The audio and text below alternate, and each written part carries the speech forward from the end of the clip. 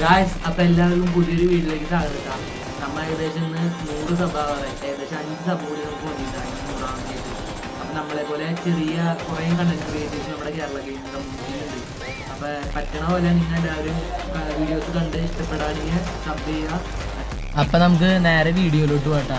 ഇന്ന് ഒരു 1v5 കിട്ടി, പിന്നെ ഒരു കിഡ് 1v3 കിട്ടിയിട്ടാ മലയാളി പ്ലേയേഴ്സിനാണ്. അപ്പോൾ ആദ്യം എനിക്ക് 1v5 കണ്ടിട്ട് വരാം. വെക്ടർ എന്ന് പറഞ്ഞാൽ ക്ലോസ് റേഞ്ചിൽ ഓപ്പി കണ്ടിട്ടാണ് ഞാൻ കണ്ടു എന്തുകൊണ്ടാണ്.